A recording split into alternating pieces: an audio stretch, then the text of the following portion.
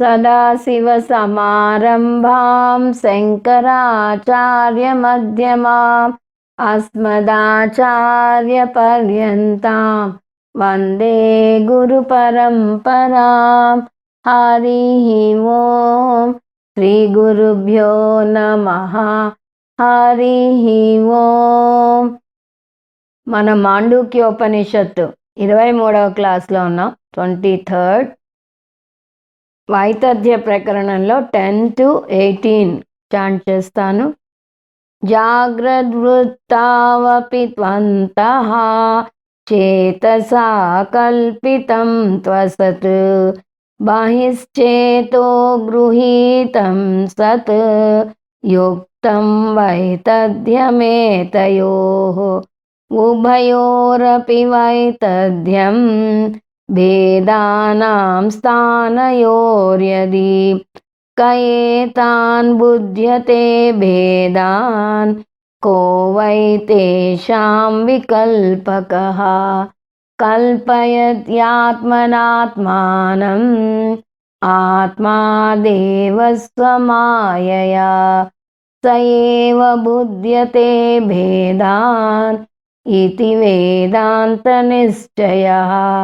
विकरोत्यपरान् भावान् अन्तश्चित्ते व्यवस्थितान् नियतांश्च बहिश्चित्तः एवं कल्पयते प्रभुः चित्तकाला हि एन्तस्तु द्वयकालाश्च ये बहिः कल्पिता एव ते सर्वे विशेषो नान्यहेतुकः अव्यक्ता एव येन्तस्तु स्फुटा एव च ये बहिः कल्पिता एव ते सर्वे विशेषस्विन्द्रियान्तरे जीवं कल्पयते पूर्वं ततो भावान् पृथग्विधान् बाह्यानाध्यात्मिकांश्चैव यथा विद्यस्तथा स्मृतिः अनिश्चिता यथा रज्जुः अन्धकारे विकल्पिता सर्पदारादिभिर्भावैः तद्वदात्मा विकल्पितः निश्चितायां यथा रज्ज्वां विकल्पो विनिवर्तते रज्जुरेवेति च अद्वैतं తద్వదాత్మవినిశ్చయః. ఇందులో మనం అనుభవిస్తున్న ఏ ప్రపంచం అయినా సరే ఆపేక్షిక సత్యం కిందకే వస్తుంది, కానీ పారమార్థిక సత్యంలోకి రాదు అని చెప్తున్నారు. ఈ ఆపేక్షిక సత్యంకే ఇంకో పేరు వ్యావహారిక సత్యం లేదా మిథ్య. ఆ అనుభవిస్తున్న ప్రపంచం స్వప్న ప్రపంచం అవ్వచ్చు, జాగ్రత్త ప్రపంచం అవ్వచ్చు, లేదా ఇంకేదన్నా అద్వితీయ శక్తులతో చూసిన ప్రపంచం కూడా అవ్వచ్చు. ఏదైనా కూడా మనం చూసాము అంటే ఆ వస్తువుకి తాత్కాలిక సత్యమే ఉంది అని చెప్తున్నారు. ఆ విధంగా 14 లోకాలు కూడా వ్యావహారిక సత్యంలోకే వస్తాయి. దానికి ఆయన చెప్పిన కారణాలు, ఒకటి ప్రపంచం యొక్క స్వరూపం. అంటే ఆ ప్రపంచాన్ని మనం దేంతో చూస్తాం? ఒక ప్రమాణంతో చూస్తాం. ఆ చూసే ప్రమాణం మారటం వల్ల చూడబడే ప్రపంచం కూడా మారుతుంది. అంటే ఉదాహరణకి మనం ప్రపంచాన్ని 5 విధాలుగా విభజించి చూస్తాం కాబట్టి దానికి ప్రపంచం అన్న పేరు వచ్చింది. సో శబ్ద స్పర్శ రూప రస గంధాలుగా విభజించి ప్రపంచాన్ని మనం చూస్తున్నాం. కంటితో చూస్తే రంగు రూపమే చూస్తాం, అంటే ప్రపంచంలో ఒక భాగం మాత్రమే చూస్తున్నాం. అలాగే చెవితో వింటే శబ్ద ప్రపంచాన్ని మాత్రమే చూస్తాం. అంటే దీన్ని బట్టి మనకు తెలుస్తున్నది ఏంటి? మనం బాహ్యంగా ఉన్న వస్తువులని ఉన్నది ఉన్నట్టుగా చూడట్లేదు. మనం ఒక విధంగా దాన్ని అర్థం చేసుకుంటున్నాం. ఆ చూసిన ప్రపంచాన్ని మన కంటితో చూసి మనం అర్థం చేసుకుంటున్నాం. చెవితో విని అర్థం చేసుకుంటున్నాం. అంటే ఒక ప్రమాణం ఉపయోగించి మనకి ఆ ప్రమాణం చెప్పిన విధంగా అర్థం చేసుకుంటున్నాం. మనకి తోచినట్టుగా అర్థం చేసుకోకూడదు. ప్రపంచాన్ని ఉన్నది ఉన్నట్టుగా స్వీకరించాలి అంటే ప్రపంచాన్ని ఎప్పటికీ అనుభవించలేం. ఒక ప్రమాణం ద్వారానే చూడగలం.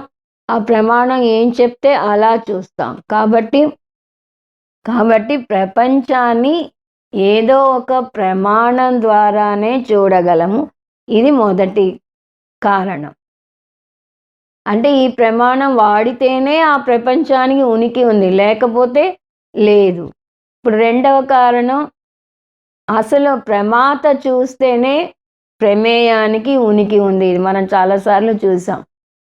ఇంతకుముందు ఏమన్నాం? ప్రమాణం చూస్తేనే ప్రమేయానికి ఉనికి ఉందన్నాం. కంటితో చూస్తేనే మనకి రంగు, రూపు తెలుస్తుంది. చెవితో వింటేనే శబ్దం తెలుస్తుంది. చెవి వాడకపోతే శబ్దం తెలియదు. కన్ను వాడకపోతే ఆకారం తెలియదు. అంటే ప్రమాణం చూస్తేనే ప్రమేయానికి ఉనికి ఉంది. ఇప్పుడేమంటున్నాం? ఆ ప్రమాణం వాడే ప్రమాత చూస్తేనే ప్రమేయానికి ఉనికి ఉంది. ఒక స్వప్న ప్రపంచం ఎంతసేపు ఉంటుంది? ఆ డ్రీమర్ దాన్ని చూస్తున్నంతసేపే ఉంటుంది. డ్రీమర్ దాని నుంచి లేచేస్తే స్వప్న ప్రపంచానికి ఉనికి లేదు. అలాగే ఈ జాగ్రత్త ప్రపంచం కూడా. జాగ్రత్త ప్రపంచం ఎంతసేపు ఉనికి ఉంటుంది? దాన్ని మనం చూస్తున్నంతసేపే ఉంటుంది. స్వామీజీ చెప్తారని చెప్తూ ఉంటాను. క్లాసులో కూడా హఠాత్తుగా ఆలోచన ఎటో వెళ్ళిపోతే ఈ ఎదురుకుండా ఉన్న ప్రపంచం కూడా మాయమవుతుంది. సో దీని అర్థం ఏంటంటే జాగ్రత్త ప్రపంచం కూడా ఈ జాగ్రత్త పురుషుడు చూసినంతసేపే ఉంటుంది. స్వప్న ప్రపంచం స్వప్న పురుషుడు చూసినంతసేపు ఉంటుంది. జాగ్రత్త ప్రపంచం జాగ్రత్త పురుషుడు చూసినంతసేపు ఉంటుంది. అంటే దీని కామన్ పాయింట్ ఏంటి? ప్రమేయం ప్రమాత చూసినంతసేపు ఉంటుంది. సో ప్రపంచం ఉనికి దేని మీద ఆధారపడి ఉంది అంటే ప్రపంచం ఉనికి మనం వాడే ప్రమాణం మీద ఆధారపడి ఉంది. చూసే మన మీద ఆధారపడి ఉంది.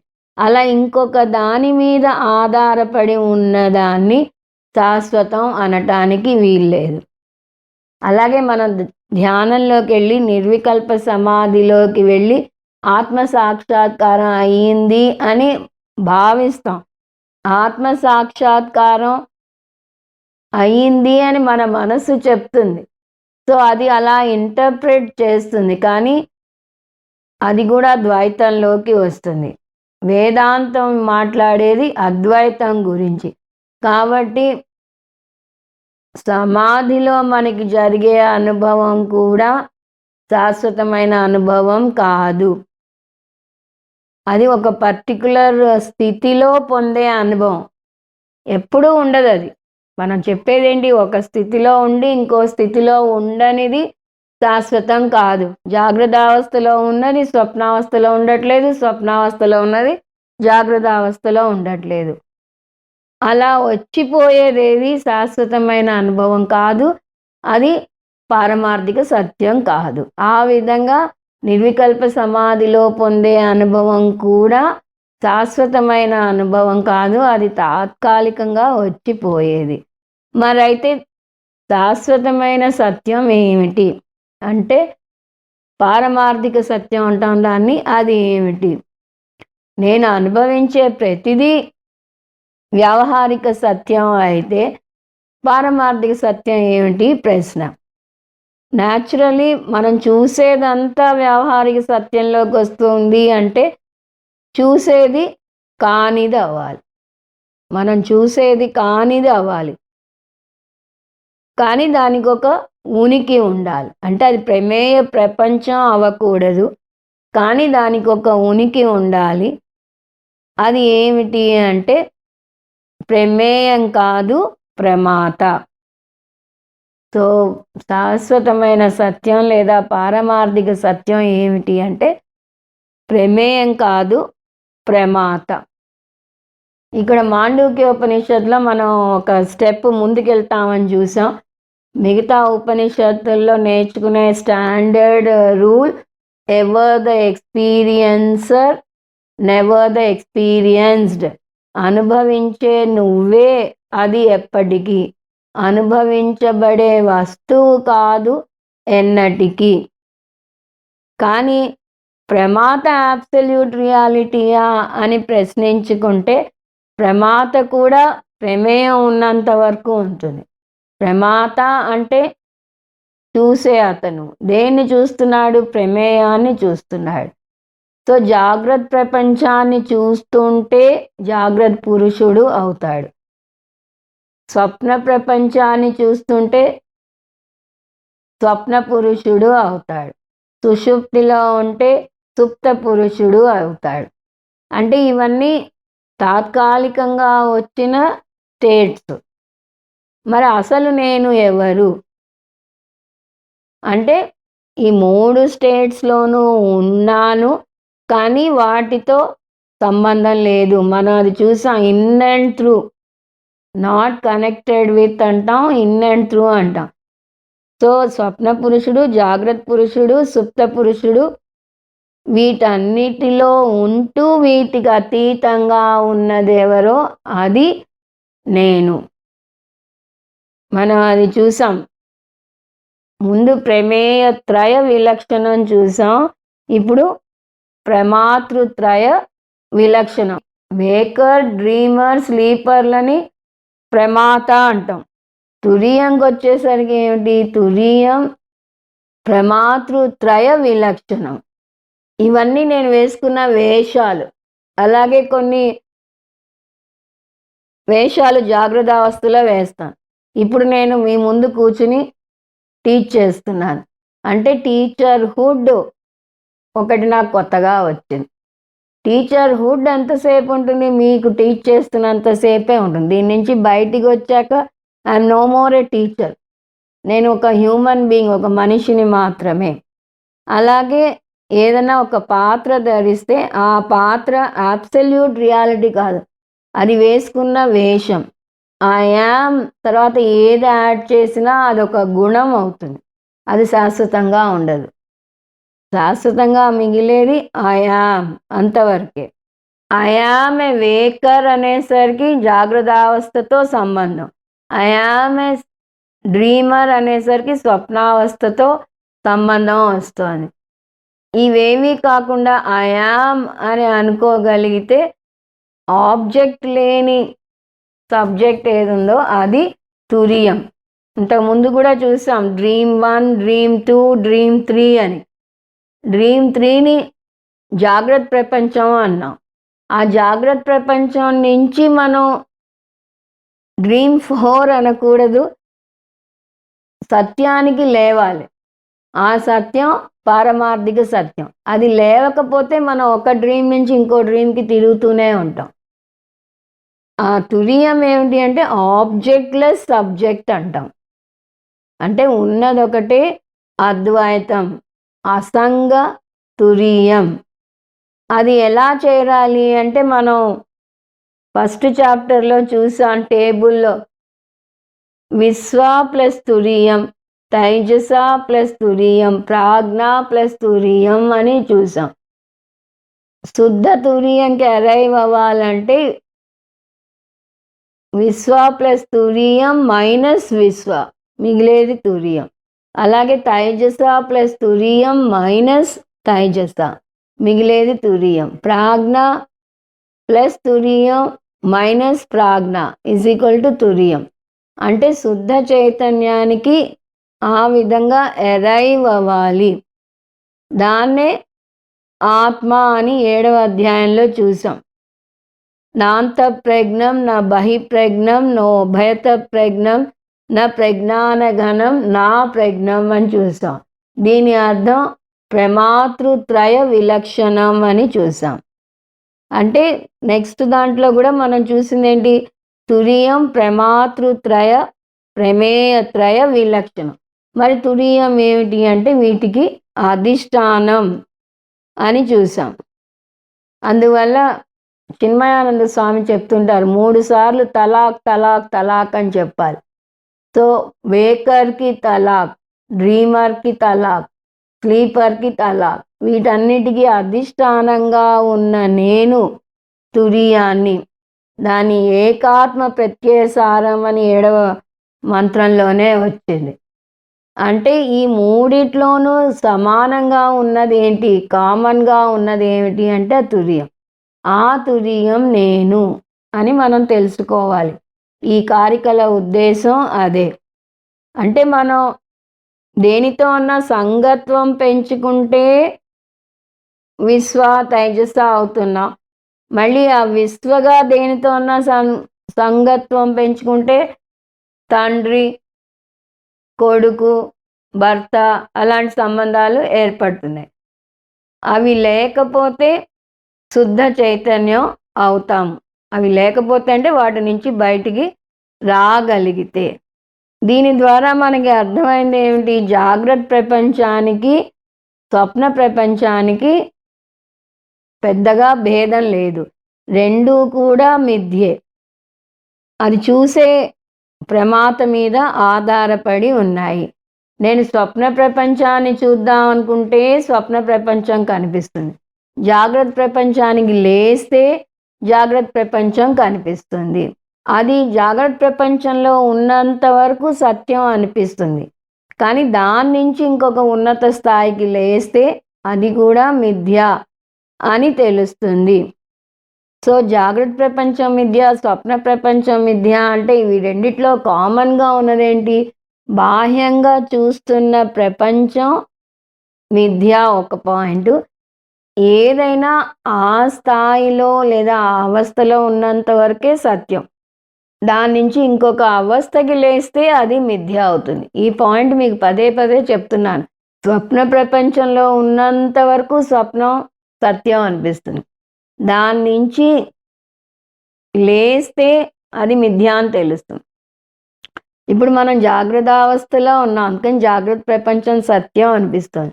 దాని నుంచి లేస్తే జాగ్రత్త ప్రపంచం కూడా మిథ్య అని తెలుస్తుంది. అందువల్ల రూలు స్వకాలే సత్యవద్ భాతి ప్రబోధే సతి అసద్ భవేత్.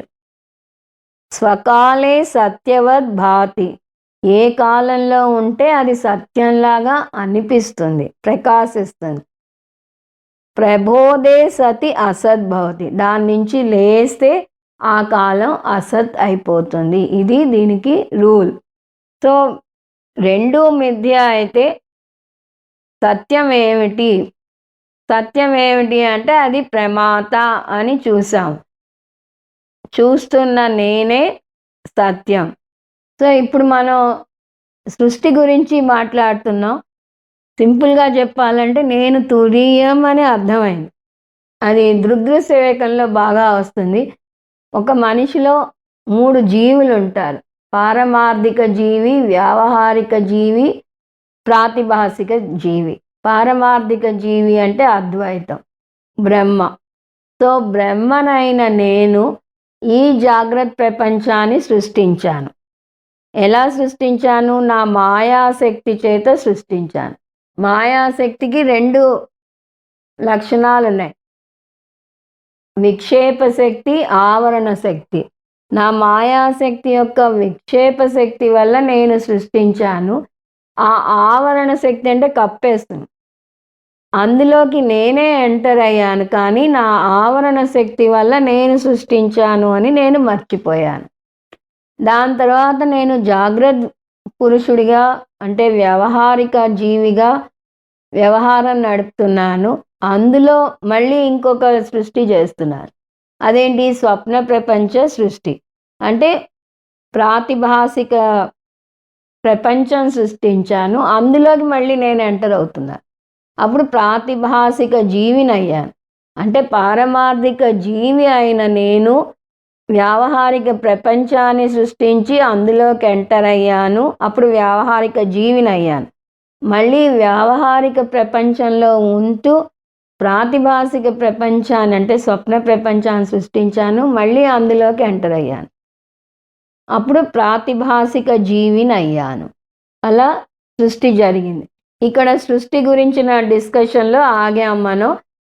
జీవి ముందు వచ్చాడా, జగత్తు ముందు వచ్చిందా అంటే రెండూ వచ్చాయి అని చెప్తారు. కానీ ఇక్కడ మనకి ఎక్స్ప్లెనేషన్ అర్థం అవటం కోసం ముందు జీవి వచ్చాడు అని ఇక్కడ గౌడపాదాచార్యుల వారు 16th దాంట్లో చెప్పారు. ఇంతవరకు మనం చూసాం. ఇప్పుడు 16వ కారికి మళ్ళీ చాంట్ చేస్తాను.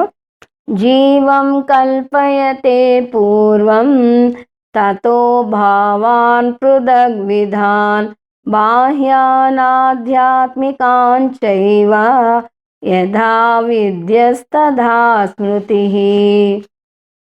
జీవం కల్పయతే పూర్వం, ముందు జీవులు సృష్టించబడ్డారు. పూర్వం అంటే ముందు, ముందు జీవులు సృష్టించబడ్డారు. తతః అంటే దాని తరువాత, అంటే జీవులు పుట్టాక వాళ్ళ కర్మక్షయం కోసం 14 లోకాలు సృష్టించబడ్డాయి. మనం చేసిన కర్మలు ఎంత వైడ్ రేంజ్లో ఉన్నాయో చూడండి. ఆ కర్మ ఫలాలు అనుభవించడానికి 14 లోకాలు సృష్టించబడ్డాయి.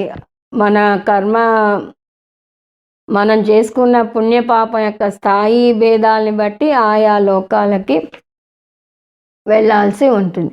భావాన్ కల్పయతే, అదే చెప్పాను కదా, ఈ జీవులు వాళ్ళ కర్మక్షయం చేసుకోవడానికి, వాళ్ళు ఉండటానికి కావాల్సిన భిన్న వస్తువులు, భావాన్ అంటే భిన్న వస్తువులు అని చూస్తాం, అవి సృష్టించబడ్డాయి. పృథక్ విధాన్, పృథక్ అంటే వైడ్ రేంజ్, అనేక రకాల వస్తువులు జీవి యొక్క అనుభవం కోసం సృష్టించబడ్డాయి. పైగా బయట పరిసరాలే కాదు, బాహ్యాన్ ఆధ్యాత్మికాన్, బాహ్య ప్రపంచం, ఆంతర ప్రపంచం అంటే మన శరీరం మన కర్మకు తగ్గట్టుగా ఇవ్వబడింది. మన మనసు కూడా మన కర్మకు తగ్గట్టుగానే పనిచేస్తుంది. ఒకే చోట ఉన్నా కూడా ఒక్కొక్కళ్ళు ఒక్కొక్కలాగా సిచ్యువేషన్ని చూస్తారు. ఎందుకు అంటే వాళ్ళ మనస్థితిని బట్టి, వాళ్ళ పూర్వ వాసనలను బట్టి ఉంటుంది. సో దానివల్ల మనం ఏం చేస్తాం, ప్రపంచాన్ని రెండుగా డివైడ్ చేస్తాం. మన రాగద్వేషాలను ఆధారం చేసుకుని ప్రపంచాన్ని రెండుగా డివైడ్ చేస్తాం. ఒక భాగం మనకి ఇష్టమైన భాగం, రెండవ భాగం మనం ద్వేషించే భాగం. ఉన్నది ఒకటే వస్తువు అక్కడ. ఉదాహరణకి మన శాస్త్రీయ సంగీతం తీసుకోండి. అదంటే చెవి కోసుకుంటారు కొంతమంది, అది భరించలేరు మరి కొంతమంది. అంటే అక్కడ ఉన్నది ఒకటే, దాన్ని వాళ్ళు చూసేది రెండు భిన్న కోణాల్లోంచి చూస్తున్నారు. రాగం కోణం నుంచి ఒకళ్ళు చూస్తే, ద్వేషం కోణంలోంచి ఇంకొకళ్ళు చూస్తున్నారు. అంటే మనం చూసాం ఇంతకు ముందు కూడా, ప్రపంచాన్ని మనం చూసిన ప్రమాణం బట్టి ఉంటుంది అని. సో అలా మనం ఏం చేస్తున్నాం, మన మనస్తత్వాన్ని బట్టి ప్రమాతగా మనకి ఏది ఇష్టమైతే దాన్ని చూస్తున్నాము. సో ప్రపంచానికి మన ఇష్టాలు కల్పిస్తున్నాం. ఉన్న ప్రపంచాన్ని ఉన్నది ఉన్నట్టుగా చూడకుండా మన ఇష్టాలు వాటికి జోడించి చూస్తున్నాం. కొంతమంది ఈ వేదాంత క్లాస్కి వస్తే కొంతమంది ఏ సినిమాకో షికారుకో వెళ్ళటానికి ఇష్టపడతారు. ఇవన్నీ వాళ్ళు చేసుకున్న పుణ్యపాపాల మీద ఆధారపడి ఉంటాయి. సో వాళ్ళ రాగద్వేషాలు వాళ్ళని ఒక కర్మ చేసేలా చేస్తుంది. ఆ కర్మ వాళ్ళకి పుణ్యపాపాలను ఇస్తుంది. ఆ పుణ్యపాపాలు వాళ్ళని పునరపి జననం పునరపి మరణం అనే వృత్తంలో తిరిగేలాగా చేస్తుంది. యథా విద్య తథా స్మృతి, అంటే వాళ్ళు ప్రపంచాన్ని ఎలా చూస్తే అలా గుర్తుపెట్టుకుంటారు. ఈ విషయాన్ని మనం లోతుగా చర్చిద్దాం ఇప్పుడు. యథా విద్య తథా స్మృతి. ఈ జీవిని సృష్టించి ఈ ప్రపంచంలో వదిలేశాక అతను ఏం చేస్తాడు? తన చుట్టూ ఉన్న పరిసరాలను చూస్తాడు. ఆ చూడటం ద్వారా అతనికి కొంత జ్ఞానం పొందుతాడు. సో మొదటి స్టెప్ జానాతి. అతని ఇంద్రియాలు బాహ్యముఖంగా ఉన్నాయి కాబట్టి, బాహ్య ప్రపంచాన్ని చూస్తున్నాడు కాబట్టి, ఆ ప్రపంచంలో అతను ఇంటరాక్ట్ అయిన దాన్ని బట్టి అతనికి కొన్ని అనుభవాలు కలుగుతాయి. ఈ అనుభవాలను తన మనసులో పొందుపరుచుకుంటున్నప్పుడు వాటిని మంచి అనుభవాలు, చెడు అనుభవాలుగా బిరుదులు ఇచ్చుకుంటాడు. దీన్ని సబ్జెక్టివ్ జడ్జిమెంట్ అంటారు. అంటే తనకు అయిన అనుభవానికి తను ఒక పేరు ఇచ్చుకుంటాడు. ఇందాక చూసిన శాస్త్రీయ సంగీతం విషయమే తీసుకుందాం. ఒక శాస్త్రీయ సంగీత కచేరీకి ఇద్దరు మనుషులు వెళ్ళారనుకుందాం. ఒకతను చాలా బాగా పాడాడు అంటాడు, ఇంకొకతను అస్సలు బాగాలేదు అంటాడు. అంటే వాళ్ళ ఇష్టాలు భిన్నంగా ఉన్నాయి. ఆ ప్రపంచంలో వాళ్ళు చూసిన దాన్ని బట్టి వాళ్ళ ఇష్టాలు మారుతాయి.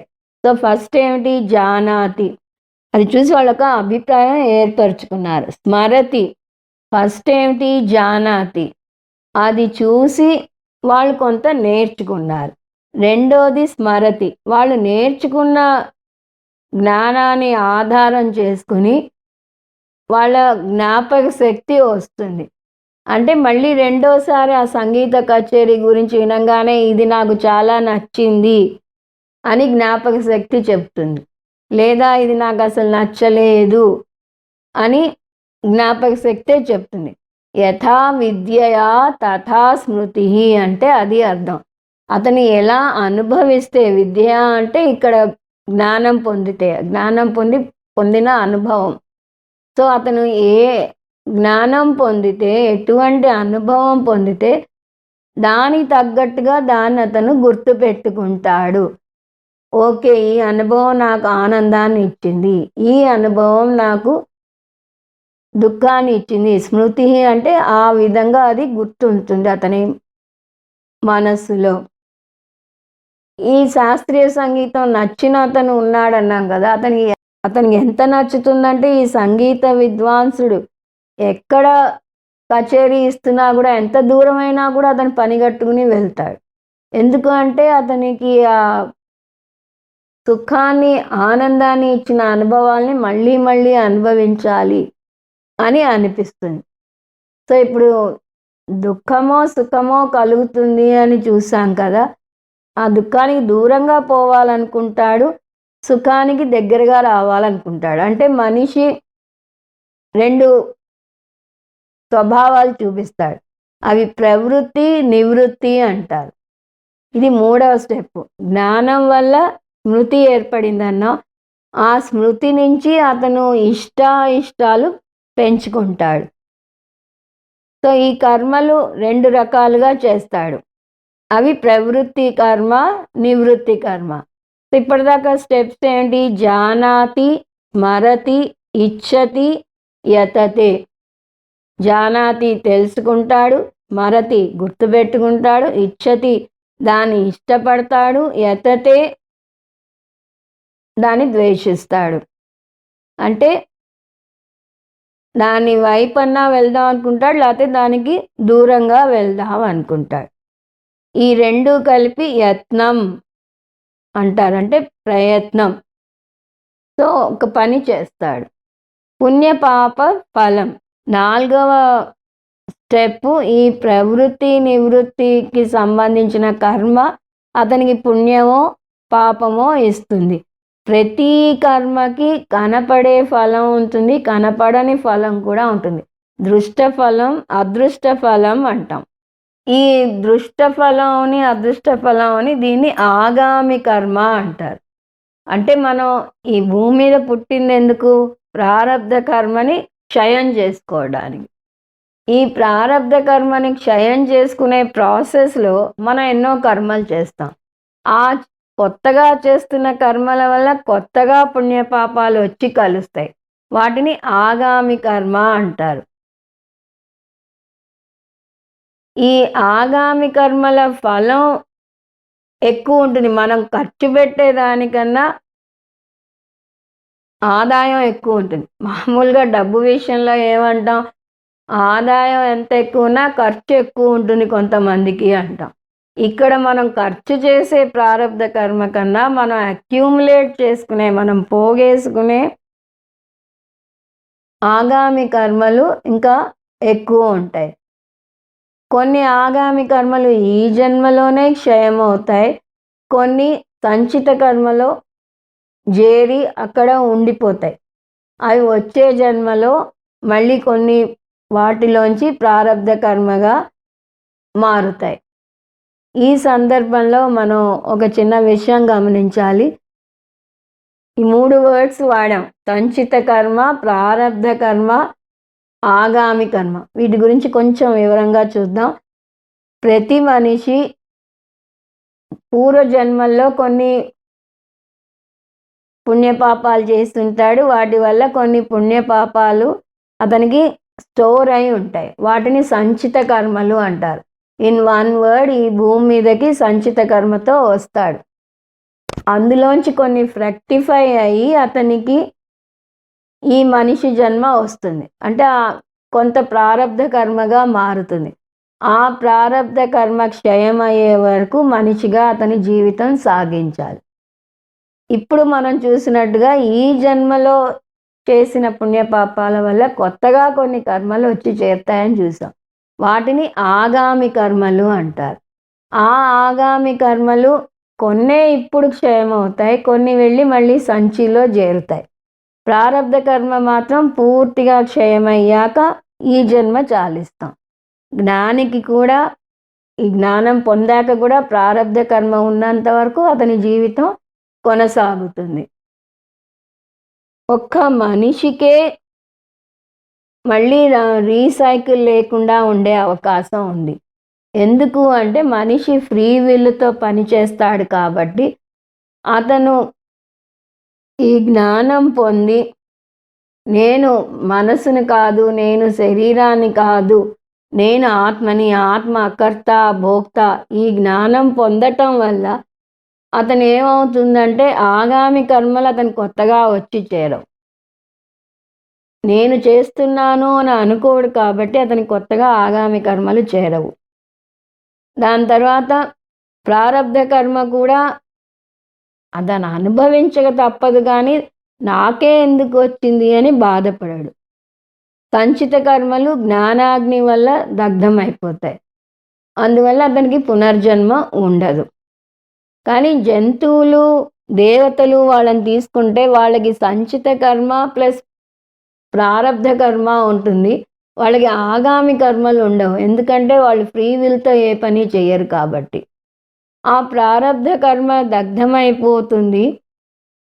మళ్ళీ వాళ్ళు ఎందుకు పుడతారు అంటే సంచిత కర్మలో ఇంకా పాత జన్మల కర్మలు కొన్ని ఉంటాయి.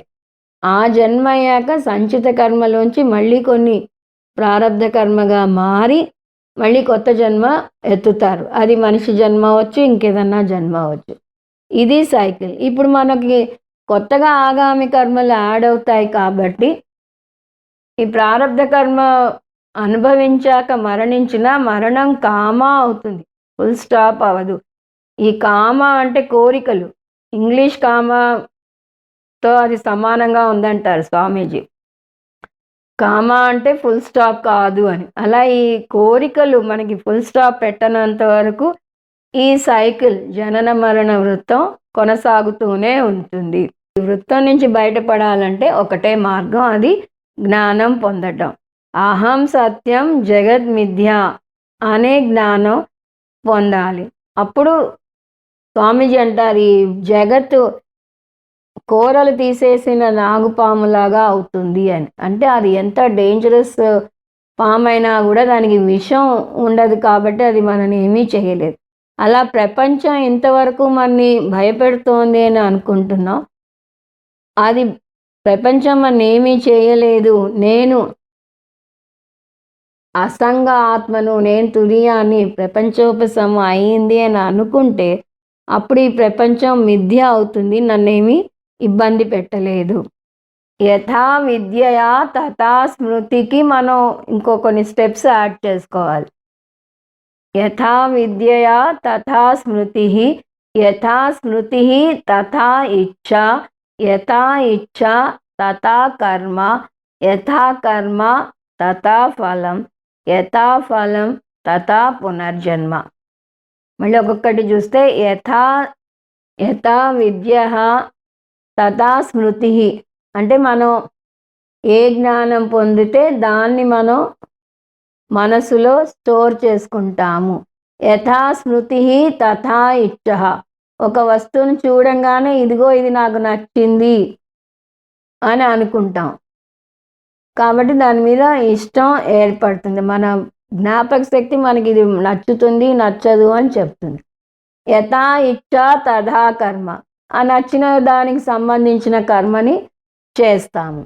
యథా కర్మ తథా ఫలం, ఎటువంటి కర్మ చేస్తే దానికి తగ్గ ఫలం పొందుతాం. చేసుకున్న వారికి చేసుకున్నంత మహాదేవ అంటారు. మనం ఏ పుణ్యకర్మ చేస్తే పుణ్య ఫలం పొందుతాం, పాపకర్మ చేస్తే పాప ఫలం పొందుతాం. యథా ఫలం తథా పునర్జన్మ, మనం చేసుకున్న కర్మ ఫలానికి తగ్గట్టుగా వచ్చే జన్మలో ఆ రూపం పొందుతాం.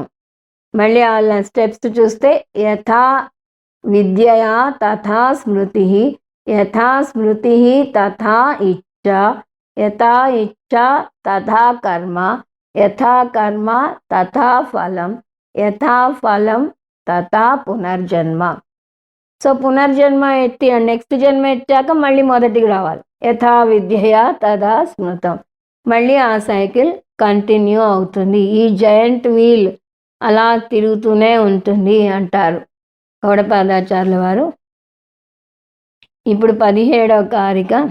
అనిశ్చితా యథా రజ్జు అంధకారే వికల్పిత, సర్పధారాదిభిర్భావై తద్వదాత్మా వికల్పిత. గౌడపాదాచార్యుల వారు స్వప్నం కూడా మిథ్య అని నిరూపించారు. మిథ్యకి ఇంకొక పదం వ్యావహారిక సత్యం అని చూసాం. వ్యావహారిక సత్యానికి శాశ్వతమైన ఉనికి లేదు, అది కొన్నాళ్లే ఉంటుంది అని చూసాం. ఈ శాశ్వతమైన ఉనికి లేదు అని చెప్పడానికి గౌడపాదాచార్యుల వారు రజ్జు సర్ప భ్రాంతి ఉదాహరణ ఇస్తున్నారు. మనం ఇది బ్రహ్మసూత్రాల్లో చాలా వివరంగా చూసాము. ముందు అది చూసి దీనికి వచ్చాము. కానీ ఇందులో గౌడపాదాచార్యుల వారు ఇచ్చారు అంటే ఏది ముందు?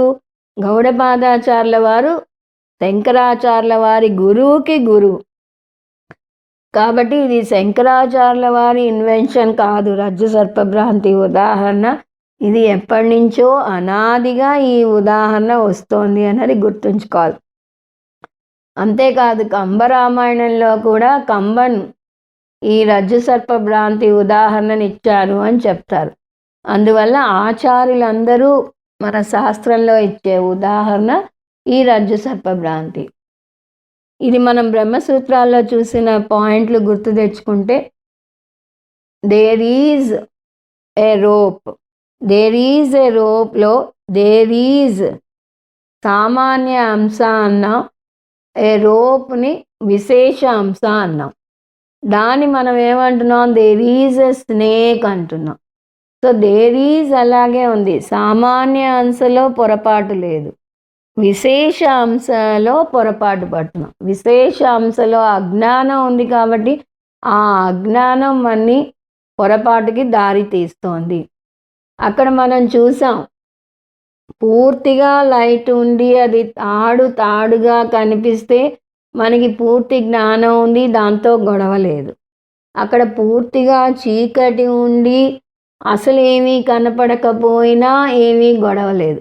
అంటే పూర్తి అజ్ఞానము ఆనందదాయకమే, పూర్తి జ్ఞానము ఆనందదాయకమే. ఎక్కడ గొడవ వస్తుంది అంటే తెలిసి తెలియని జ్ఞానం ఉన్నప్పుడు వస్తుంది.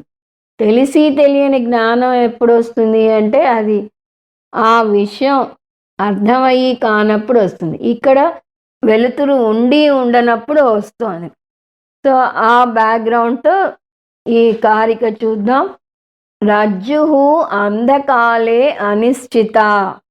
రజ్జుహు అంటే తాడు, అంధకాలే అంటే మనం సగం చీకటి అని తీసుకోవాలి, పూర్తి చీకటి కాదు, సగం చీకటిలో అనిశ్చితాహ నిశ్చయంగా తాడు అని తెలియదు. అంటే ఈ సెంటెన్స్ అర్థం కనీ కనపడని వెలుతురు ఉన్నప్పుడు తాడు తాడుగా తెలియదు. ఈ సగం జ్ఞానం మనకి సమస్యని సృష్టిస్తోంది. అక్కడ పూర్తి చీకటి ఉండి అసలు తాడున్నట్టే తెలియబోతే ఆ అజ్ఞానంతో ఏమీ ప్రమాదం లేదని చూసాం. అలాగే పూర్తి వెలుతురుండి తాడు తాడుగా కొట్టొచ్చినట్టు తెలిసినా కూడా మనకి ఏ సమస్య లేదు. సో బ్లిస్ఫుల్ నాలెడ్జ్ ఇది, అంతకుముందు బ్లిస్ఫుల్ ఇగ్నరెన్స్. కానీ మనకి ఉండనే ఉంది హాఫ్ నాలెడ్జ్ ఈజ్ డేంజరస్ అని. సగం తెలిసి సగం తెలియకపోతేనే సమస్య వస్తుంది. అందువల్ల దాన్ని అనిశ్చిత అన్నారు. సో అనిశ్చిత అంటే విశేష అజ్ఞానపూర్వక సామాన్య జ్ఞానం. విశేష అజ్ఞానపూర్వక సామాన్య జ్ఞానం. అక్కడ ఉన్నది తాడు, ఇది వాక్యం. There is a rope. అక్కడ ఉన్నది, దేర్ ఈజ్ అన్నది సామాన్య జ్ఞానం. సో అక్కడ ఏదో ఒకటి ఉంది, అక్కడ ఉన్నది సంథింగ్. తాడు అని తెలియదు కానీ సంథింగ్ ఇస్ దేర్, ఏదో ఉన్నది అని నాకు తెలుస్తుంది. అక్కడ ఏదో ఉన్నది అన్నది సామాన్య జ్ఞానం. కానీ అక్కడ ఉన్నది ఏమిటి? తాడు. అది తెలియక నేనేమనుకుంటున్నాను? పాము ఉంది అనుకుంటున్నాను. దిస్ ఈజ్ ఏ రోప్ లో ఆ రోప్ గురించి నాకు తెలియట్లేదు కదా, దాన్ని విశేష జ్ఞాన అభావ అంటారు. ఆ విశేష జ్ఞానం ఉన్నట్టు నాకు తెలియట్లేదు. అభావం అంటే లేకపోవడం, విశేష జ్ఞానం తెలియట్లేదు. అంటే సామాన్య జ్ఞానం ఉంది, అక్కడేదో ఉంది అన్న జ్ఞానం ఉంది, అది తాడు అనే విశేష జ్ఞానం లేదు. అది నాకు సమస్యను క్రియేట్ చేస్తుంది. అదేం చేస్తుంది? దానికి రెండు శక్తులు ఉంటాయి, ఆవరణ శక్తి, విక్షేప శక్తి. ఆవరణ శక్తి అంటే దాన్ని కప్పివేయటం, విక్షేప శక్తి అంటే కొత్తగా ఒకదాన్ని ప్రొజెక్ట్ చేయటం.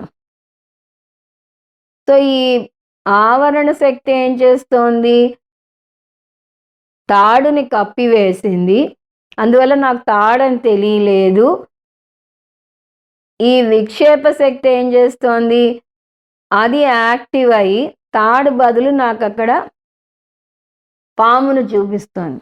స్వామీజీ ఇది రిలే రేస్ అంటారు. ఆవరణ శక్తి ముందు వచ్చి తాడుని కప్పేసింది. సో అక్కడ ఉన్న తాడు అని నాకు తెలియలేదు. అప్పుడు విక్షేప శక్తి టేక్ ఓవర్ చేసింది. అది అందుకుని అదిగో అక్కడ ఉన్నది పాము అనే ఆలోచనని, భయాన్ని ఇస్తుంది. అంటే అక్కడ తాడు తప్ప వేరే ఏదైనా ఇస్తుంది. సాధారణంగా మనం ప్రొజెక్ట్ చేసేది ఏమిటి అంటే, మనం దేన్ని చూసి భయపడతామో దాన్ని ప్రొజెక్ట్ చేస్తాము అంటారు. స్వామీజీ చెప్తారు, మనకి ఒక మామూలు తలనొప్పి వచ్చినా కూడా మనకి ఆలోచనలు ఎక్కువ ఉండి భయం ఎక్కువ ఉంటే అది క్యాన్సరో బ్రెయిన్ ట్యూమరో ఏదో అవ్వచ్చని కంగారు పడతాం, అనేక ఊహాగానాలు చేస్తాము. పొరపాటున డాక్టరు ఏదైనా ఒక భాగం బయాప్సీ చెయ్యాలి అన్నాడంటే చాలు, ఇంకా మనం క్యాన్సర్ వచ్చేసినట్టు, మరణించినట్టు, అవస్థలు పట్టినట్టు రకరకాలు ఊహించేసుకుని అప్పగింతలు చెప్పేసి వీలునామా రాయాలంటే రాసేసి అంతా ఆలోచించేస్తాం. అంటే మన భయానికి మనం రూపు ఇచ్చేస్తున్నాం. అట్లా అక్కడ తాడుని చూసి మనకి సాధారణంగా పాము అంటే భయం ఉంటుంది కాబట్టి అక్కడ పాము అని అనుకుంటున్నాం. నిజంగా అక్కడ పాము ఉందా?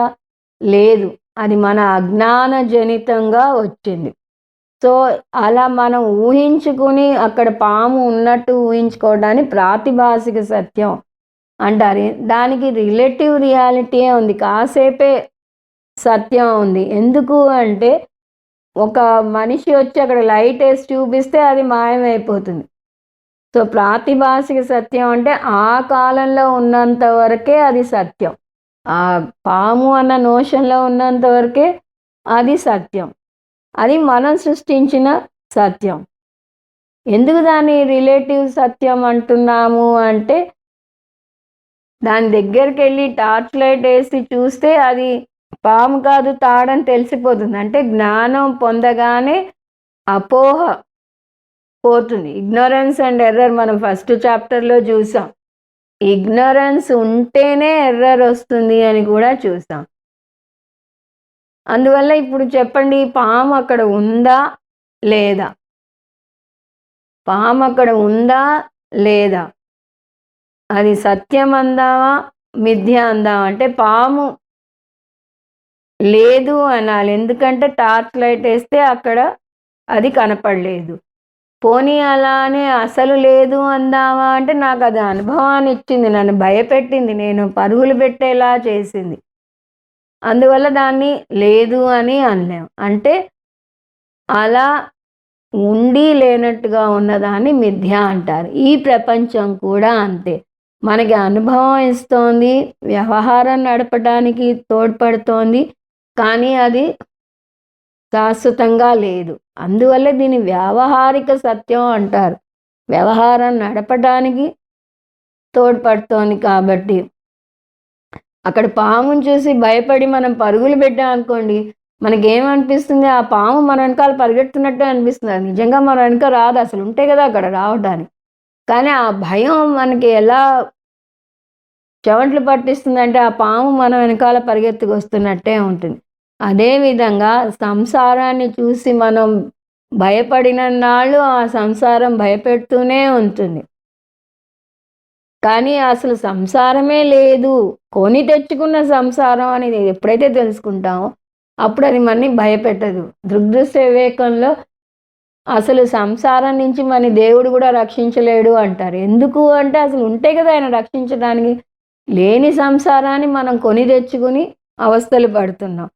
సంసారమే లేదు కాబట్టి సంసారం అనే సమస్య లేదు. అక్కడ పామే లేదు, ఆ పాము కాటేస్తుందనే సమస్య ఎక్కడి నుంచి ఉంది?